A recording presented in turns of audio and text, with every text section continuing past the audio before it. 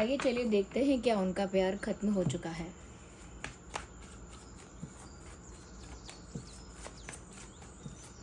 क्या उनका प्यार खत्म हो चुका है? Is their love over for you? क्या उनका प्यार खत्म हो चुका है? Think about your person. अपने पर्सन के बारे में सोचना स्टार्ट कर दीजिए। Think about your partner, think about your person first. Empress. मुझे ऐसा लगता है व्यूअर्स, यहाँ पे कोई चीज़ समाप्त हो रही हो, या किसी चीज़ को ख़त्म करने की कोशिश की जा रही हो, या किसी चीज़ की समाप्ति का समय आ गया हो, ऐसा तो कोई साइन नहीं दिख रहा। In fact I can sense something opposite of that. मैं तो उसका कुछ उल्टा ही देख पा रही हूँ।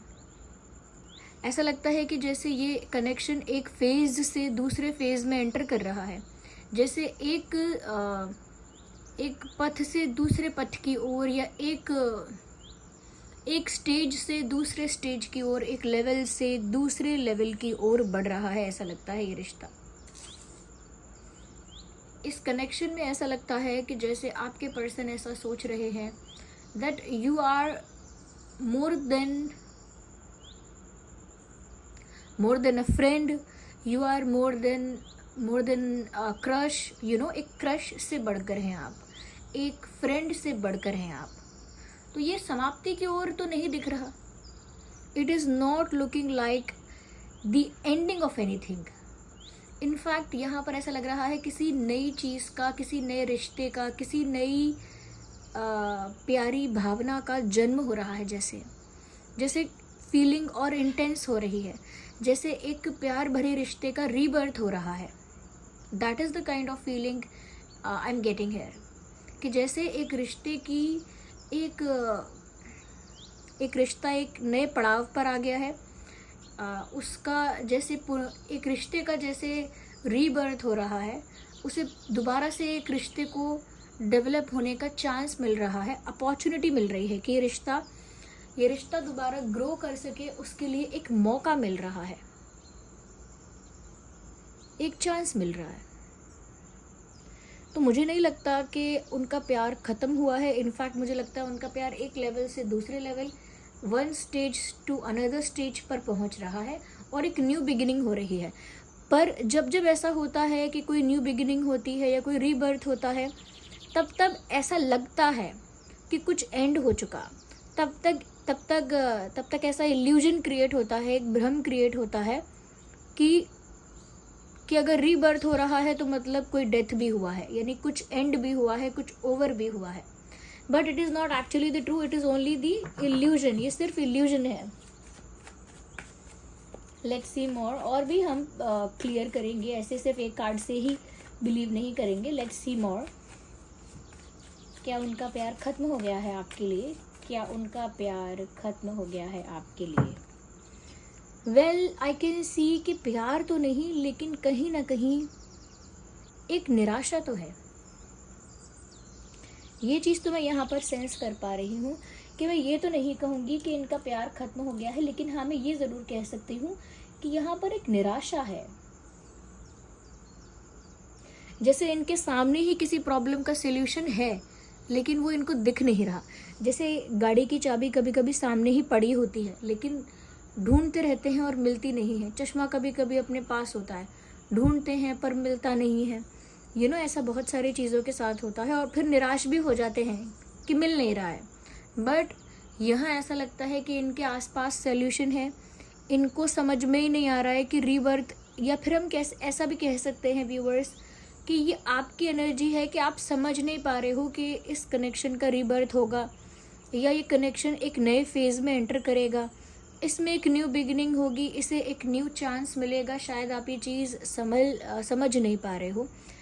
इसी वजह से शायद आप निराश हो और आपको आपके आसपास दिख नहीं रहा है कि सल्यूशन ही है ये कोई एंडिंग नहीं है, ये एक सल्यूशन है, एक अच्छी शुरुआत है। वो आप अभी नहीं समझ पा रहे हैं। यहाँ पर मैं आपके पर्सन की बात कहूँ तो उनका प्यार ख़त्म तो नहीं हुआ है, बट ऐसा लगता है कि जैसे किसी प्रॉब्लम का सल्यूशन निकल नहीं पाया है, और आपको भी वो प्रॉब्लम का सल्यूशन समझ नहीं आ रहा है, जबकि वो सल्यूशन आप लोगों के अंदर से ही आएगा और आप लोग जानते भी हैं सल्यूशन क्या है। कभी कभी हमारा मन जानता है कि क्या करना सही रहेगा, लेकिन हम उस चीज़ को एक्सेप्ट नहीं कर पाते। इनके साथ भी ऐसा हो रहा है कि इनका मन कहीं ना कहीं जानता है कि अब क्या करना सही रहेगा, बट ये भी उस बात को डाइजेस्ट नहीं कर पा रहे, एक्सेप्ट नहीं कर पा रहे।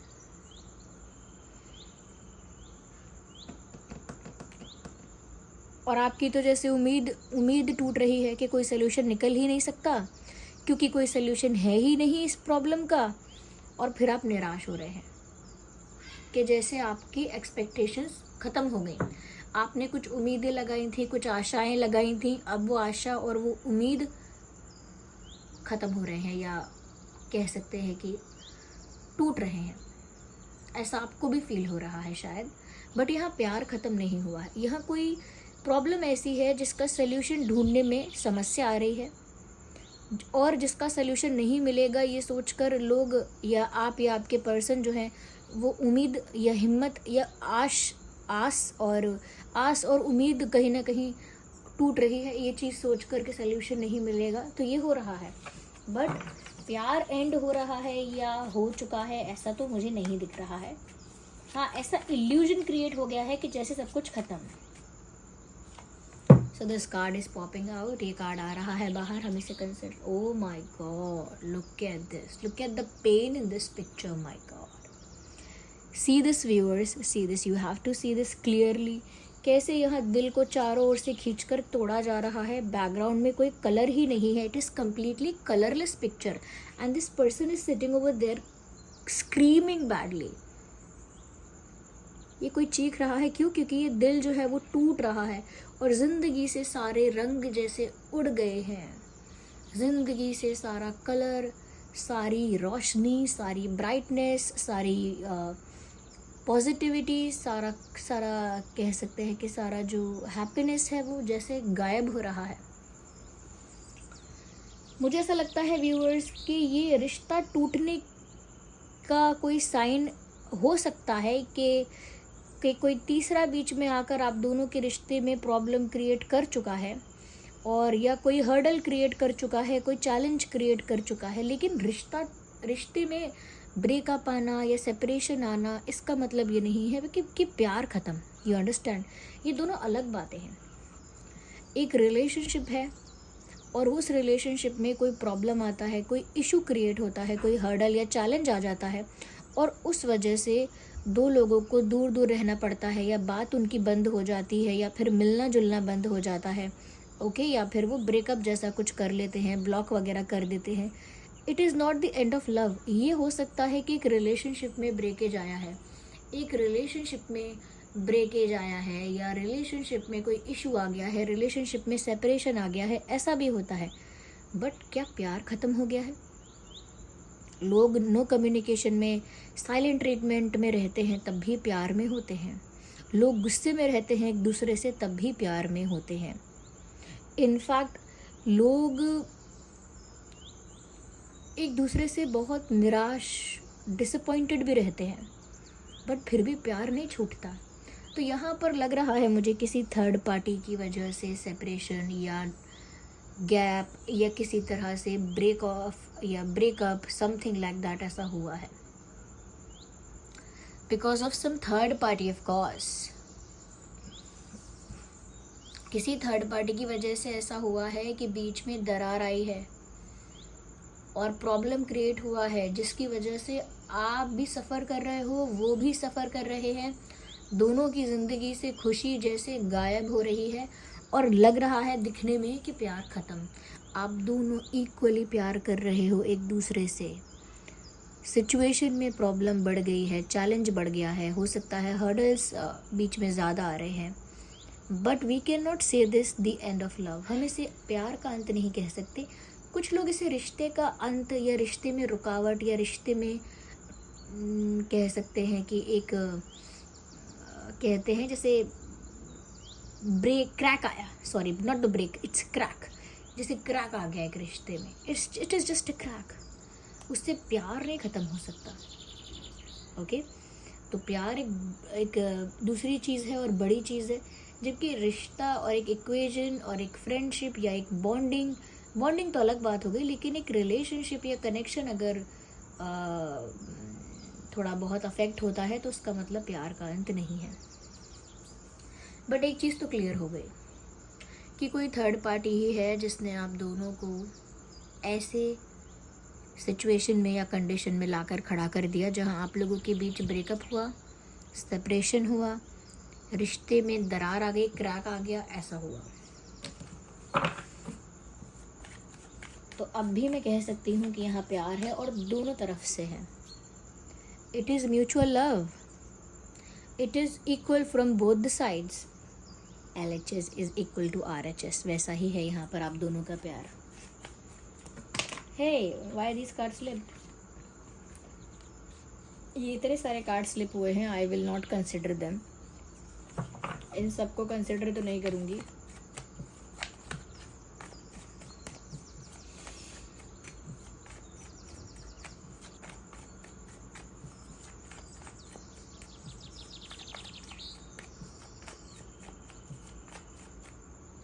So this card is popping out. We are considering it, which is Page of Pentacles. As you all can see it clearly, this is Page of Pentacles. Viewers, यहाँ पर मुझे ऐसा नज़र आ रहा है that कुछ भी एंड नहीं हुआ है। They are planning to approach you again. वो मन में उनके एक प्लान है, एक आइडिया है आपको वापस अप्रोच करने का, आप तक वापस पहुँचने का, आपको वापस कॉल करने का, मैसेज करने का, आपसे बात करने का। ऑलरेडी उनके दिमाग में एक आइडिया है।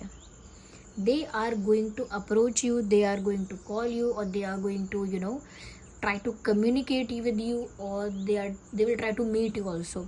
मिलने जुलने की, बातचीत करने की, इंटरेक्ट करने की कोशिश वो आपके साथ करेंगे, और इसका थॉट उनके दिमाग में पहले से ही है। तो फिर ये प्यार कैसे एंड हो गया? अगर प्यार एंड होना होता है ना व्यूअर्स, तो जैसे ही रिश्ते में दरार आती है, जैसे ही रिश्ता टूटता है, तो जिसको बचना होता है या भागना होता है तो वो सबसे पहले वहाँ से भागता है, वो सबसे पहले गिव अप करता है, वो सबसे पहले क्या कहते हैं, अपना यूनिफॉर्म चेंज करता है। जिसे डर है कि मुझे स्कूल वाले वापस ना बुला लें, वो पहले ही जाके यूनिफॉर्म चेंज करेगा कि मेरी पहचान ही ना हो कि मैं स्टूडेंट हूँ। मैं बस ऐसे ही एग्जाम्पल दे रही हूँ। बिल्कुल वैसे ही ये तो कहते हैं ना कि बिल्कुल रेडी हैं, प्रिपेयर हैं कि इन्हें आपको वापस अप्रोच करना ही है। अरे जिनको प्यार ख़त्म करना होता है या रिश्ता ख़त्म करके खुशी होती है, उन लोगों की क्या पॉलिसी होती है कि अच्छा है तुम रूठे तो हम छूटे, यानी कि अच्छा है तुम गुस्सा हो गए, अब हम मनाने भी नहीं आएंगे, माफ़ी भी नहीं मांगेंगे, और क्योंकि तुम तो गुस्सा हो ही तो तुम गुस्सा भी रहोगे, और तुम गुस्सा हो गए हो इस बहाने से हम भी बच जाएंगे, हम भी गिव अप कर देंगे, हम भी भाग जाएंगे, क्योंकि हमें तो भागना था ही। तो तुम रूठे तो हम छूटे, ये कहावत है हमारी तरफ कि कोई रूठ गया तो अच्छा है, अच्छा मौका है, अभी ही उससे किनारा कर लो, दूर हो जाओ अगर आपको दूर होना है तो ये भी वो कर सकती हैं या कर सकते हैं, but they are not going to do that. They are completely mentally prepared and ready to take action towards you, आपकी तरफ एक्शन लेने के लिए रेडी हैं। अब वो एक्शन फ्रेंडली भी हो सकता है, लविंग भी हो सकता है, बट कोई एक्शन है, कोई जेस्चर है उनके दिमाग में, something is there in their mind, कुछ है उनके दिमाग में। अगर मैं साइंस की बात करूँ ना, तो अभी के लिए earth element, earth and air जो है वो काफ़ी प्रोमिनेंट है, earth and air. So for that taurus, Virgo, Capricorn, Gemini, Libra, Aquarius, ये कुछ साइंस हैं जो ज़्यादा प्रोमिनेंट है, बट वैसी रीडिंग सभी ज़ोडिएक साइंस के लिए है। So they still love you, they will approach you again. काफ़ी सारे कार्ड्स हैं, I will not consider all of them. They still love you, oh my God, they are not forgetting you at all. ये नहीं भूल रहे हैं आपको या नहीं भूल रही हैं, ये तो किसी ने आपके दिमाग में डाल दिया है या फिर ये आपके दिमाग का वहम है। It is not true actually. वो तो कहीं ना कहीं आपको लेकर काफ़ी ज़्यादा ऐसा कह सकते हैं कि काफ़ी ज़्यादा अटैच हैं।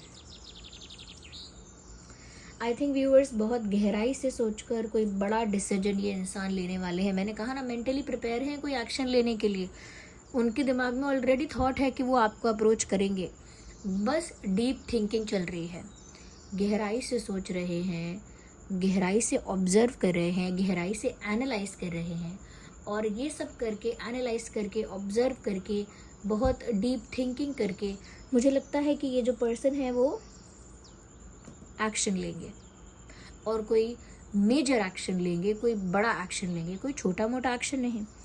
It will be a very big action, और it will be a very big decision. एक बड़ा फैसला होगा। या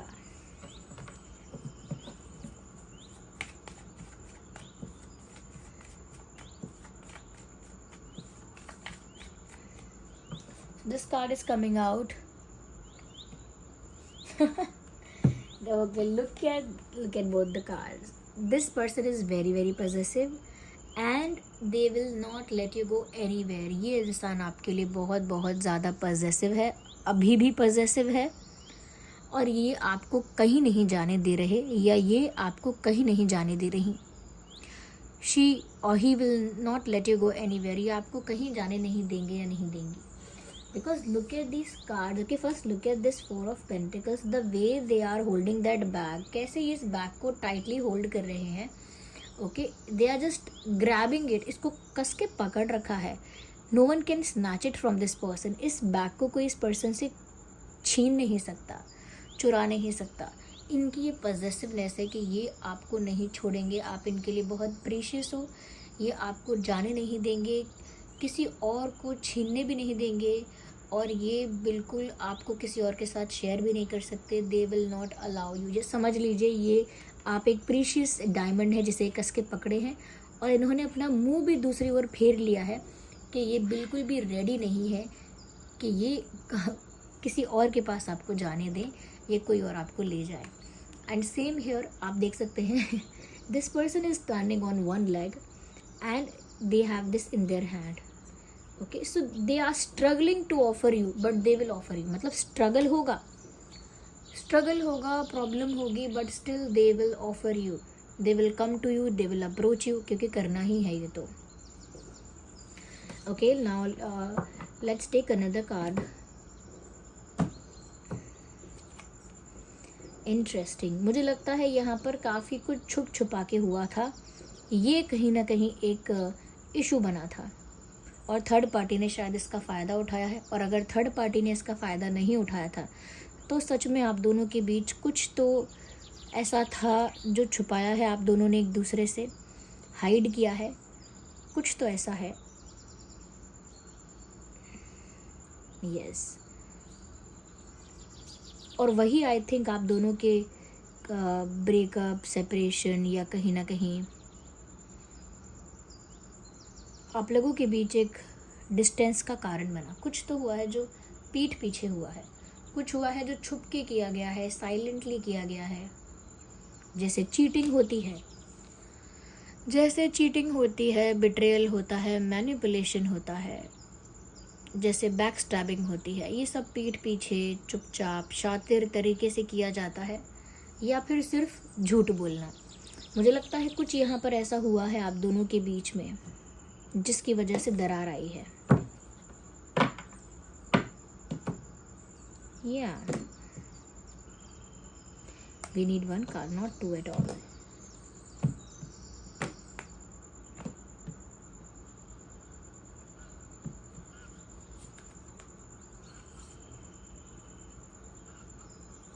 दे are still highly attracted towards you.